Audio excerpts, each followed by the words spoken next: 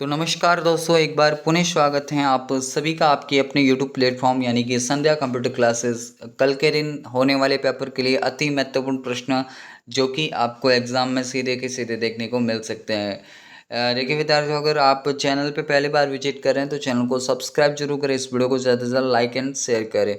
और ये जितने भी क्वेश्चन हैं आपको जो हैं सभी के आंसर और थोड़ी सी इनके बारे में जो बातें हैं वो बताता रहूँगा। तो जो भी आपको बातें बताई जा रही है उनको सभी को सीरियसली लेना है और हूबहू आपको एग्ज़ाम में देखने को मिल सकते हैं। देखिए स्टूडेंट, सबसे पहला क्वेश्चन आप सभी के स्क्रीन पे है कि इनमें से कौन सा वैध प्रोजेक्टर कनेक्टिविटी का विकल्प नहीं है। अब आपसे बोला है कौन सा नहीं है। देखिए कंप्यूटर ओनली होता है, डुप्लीकेट भी होता है, एक्सटेंड भी होता है।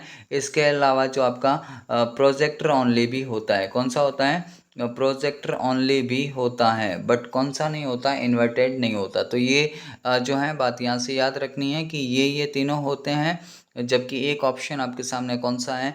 इन्वर्टेड वाला नहीं होता, है ना। नेक्स्ट फिर आप सभी के सामने क्वेश्चन है कि वीजीए कार्ड में कितने पिन होते हैं। महत्वपूर्ण प्रश्न है, मे भी आपको एग्जाम में पूछा जाए। ठीक है, वीजीए का पूरा नाम सबसे पहले तो याद रखोगे, वीडियो ग्राफिक्स एरे होता है। क्या होता है?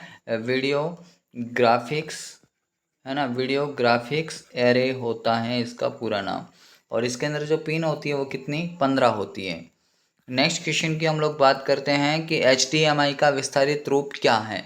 अब देखिए HDMI आपकी एक केबल है ना, और इसका पूरा नाम होता है हाई डेफिनेशन मल्टीमीडिया इंटरफेस, यानी ऑप्शन ए ही आपका यहाँ से करेक्ट हो जाता है। ये VGA और HDMI दोनों के दोनों केबल हैं जिसके द्वारा कंप्यूटर को प्रोजेक्टर से कनेक्ट किया जाता है। आगे फिर बात करते हैं कि ईमेल के संदर्भ में CC विकल्प का मतलब क्या है। देखिए जो है अगर आपसे CC पूछता तो CC का मतलब होता है कार्बन कॉपी, जबकि BCC का मतलब होता है ब्लाइंड कार्बन कॉपी। क्या होता है? Blind carbon copy. इनके अलावा फोल्डर याद रखोगे कौन सा? ट्रेस में डिलीट रहते हैं, ड्राफ्ट के अंदर आपके आधे अधूरे रहते हैं, और स्पाम के अंदर आपके अनचाहे या जंक मेल रहते हैं। तो ये तीनों बातें यहाँ से याद रखोगे। आगे फिर महत्वपूर्ण प्रश्न है कि आमतौर पर किस प्रकार के निजी ईमेल खाते का उपयोग आपके कंप्यूटर पर ईमेल को डाउनलोड करने के लिए किया जाता है। देखिए जब भी ईमेल को डाउनलोड करने की बात करेगा POP करोगे, और POP का पूरा नाम आपका होता है पोस्ट ऑफिस प्रोटोकॉल। क्या होता है? पोस्ट ऑफिस प्रोटोकॉल इसका पूरा नाम होता है। तो यहाँ से इस बातों को याद रखोगे। आगे फिर नेक्स्ट प्रश्न है कि आमतौर पर किस प्रकार के ईमेल खाते का उपयोग व्यापार सेटिंग में किया जाता है। देखिए अगर व्यापार सेटिंग आपसे अगर पूछता है तो माइक्रोसॉफ्ट एक्सेंज बोलोगे, अगर ईमेल डाउनलोडिंग का आपको बोलता है तो POP3 कहोगे, है ना। HTTP एक आपका प्रोटोकॉल है जिसका पूरा नाम हाइपर टेक्स्ट ट्रांसफर प्रोटोकॉल होता है। जब भी इसके साथ में अगर एस जुड़ जाता है तो उस एस का मतलब सिक्योर होता है। नेक्स्ट बात करते हैं कि एक कंप्यूटर वायरस जो पहचान को रोकने के प्रयास में एंटीवायरस पर सक्रिय रूप से हमले करता है। देखिए वायरस क्या करता है? अपनी खुद की प्रतिलिपि बनाता है और आपके सिस्टम को नुकसान पहुंचाने का काम करता है। और एक जो है एंटीवायरस प्रोग्राम पे सक्रिय रूप से हमले करने वाले का नाम क्या है? रेट्रोवायरस। अगर आपसे ट्रोजन हॉर्स पूछे तो ट्रोजन हॉर्स स्वयं नुकसान नहीं पहुंचाता है, किसी अन्य मेलवेयर को डाउनलोड कर देता है। जबकि अगर स्पाईवेयर अगर आपसे पूछता है तो स्पाईवेयर जासूसी करने का काम करता है, आपके सिस्टम में निगरानी रखता है और जासूसी करने का काम करता है। आगे भी रहे कि निम्न में से कौन सा असली सुरक्षा और प्राइवेसी रिस्क का उदाहरण नहीं है। अच्छा प्रश्न है और इसका करेक्ट आंसर आपका हैकर्स हो जाता है।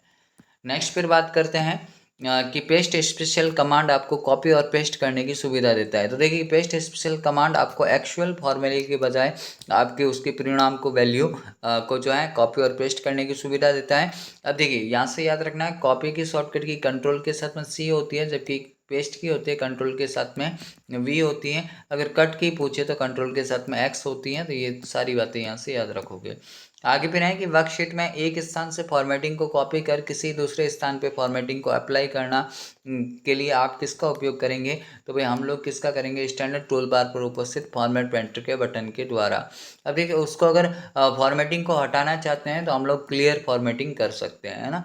और फॉर्मेट पेंटर की शॉर्टकट की याद रखोगे कंट्रोल शिफ्ट के साथ में C होती है।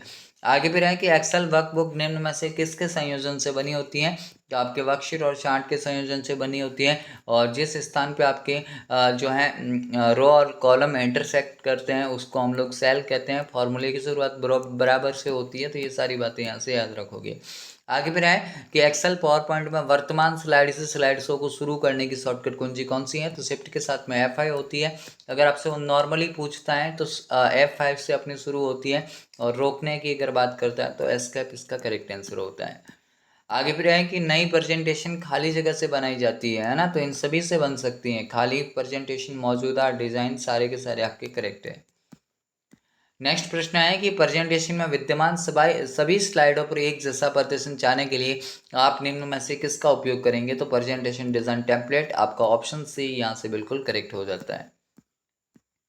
नेक्स्ट प्रश्न है कि इनमें से कौन सा फीचर जो है सिलेक्टेड एरिया की फॉर्मेटिंग को हटाने का काम करता है? तो अभी मैंने आप लोगों को बता दिया था, क्लियर फॉर्मेटिंग।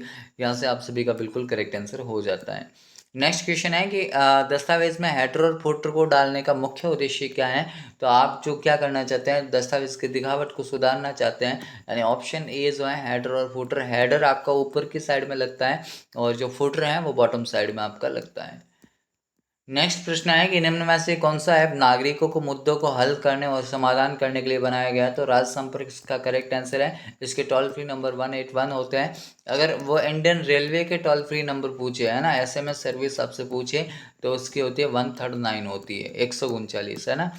आगे प्रश्न है कि हॉटस्पॉट के लिए किस कनेक्टिविटी की आवश्यकता होती है? तो हॉटस्पॉट के लिए वाईफाई की आवश्यकता होती है। वाईफाई का आपका पूरा नाम वायरलेस फिडिलिटी होता है। क्या होता है? वायरलेस फिडिलिटी इसका पूरा नाम होता है।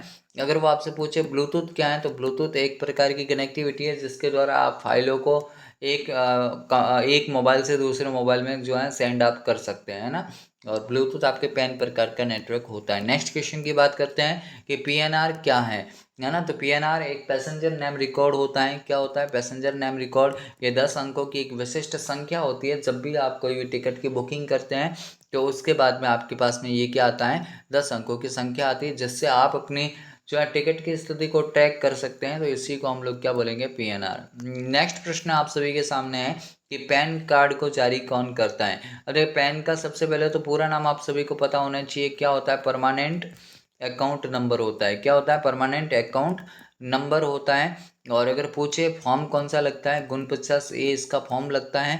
और अगर आपसे पूछता है कौन जारी करता है, तो NSDL करता है। UIDAI किसको जारी करती है? आधार कार्ड को, है ना। किसको करती है? आधार कार्ड। आधार कार्ड में संख्या कितनी होती है? 12, है ना। NVSP क्या है? एक पोर्टल है जिसके द्वारा आप लोग क्या कर सकते हैं, अपने जो है वोटिंग कार्ड वगैरह बनवा सकते हैं ना। और जनवरी 2015 को ये लॉन्च हुआ था। तो ये 2-3 बातें हैं जो आपको यहाँ से याद रखनी है। आगे फिर बढ़ते हैं कि नागरिक ऑनलाइन माध्यम से विश्वविद्यालय के शुल्क का भुगतान कर सकते हैं। तो ई मित्र से भी हो सकता है, सिंगल साइन ऑन से भी हो सकता है। सारे के सारे विकल्प आपके करेक्ट हैं। आगे हैं कि नागरिक ऑनलाइन माध्यम से रोजगार का पंजीयन कैसे कर सकता है? तो भाई ये सारे के सारे आपके करेक्ट हैं, यानी ए व बी दोनों आपका सही है। आगे प्रश्न है कि निम्न में से किसके द्वारा एक नागरिक राजस्थान संपर्क पर शिकायत दर्ज कर सकता है? टोल फ्री नंबर भी है, ये भी है, ये भी है, उपरोक्त सभी आपका करेक्ट है। नेक्स्ट प्रश्न है कि FPS का पूरा नाम क्या है? देखिए FPS अगर पूछे तो फेयर प्राइस शॉप होता है। क्या होता है? Fair price shop. अब देखो यहाँ से आप लोग याद रखोगे, MSP का पूरा नाम अगर पूछे मिनिमम सपोर्ट प्राइस होता है। अगर वो आपसे पूछता है किसका,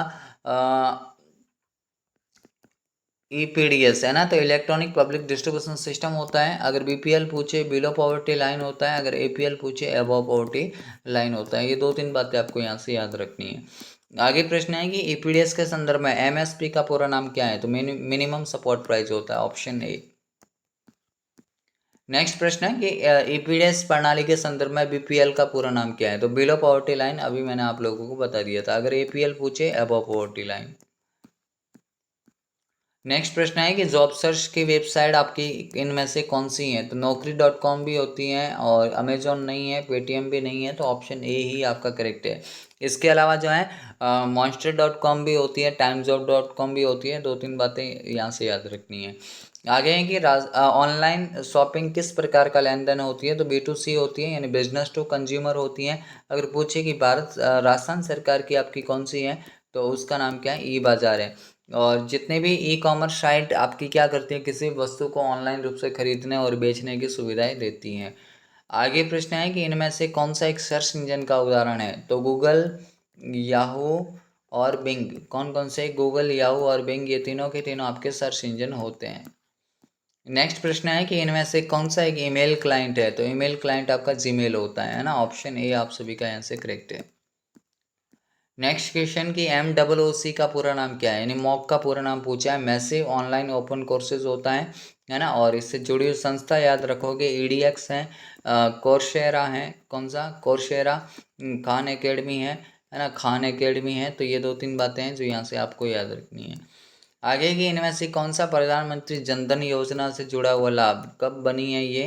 तो 2014 में आई थी, अगस्त 2014 में। और इसमें 1 लाख का दुर्घटना बीमा, 30,000 का जीवन बीमा, 5,000 की ओवरड्राफ्ट की सुविधा, यानी सारे के सारे यहाँ से आपके करेक्ट हो जाते हैं। नेक्स्ट क्वेश्चन कि इनमें से जो है कौन सा मोबाइल वॉलेट का उदाहरण नहीं है? तो SBI बड़ी भी है, भीम भी है, पेटीएम भी है, आपका क्रेडिट कार्ड नहीं होता।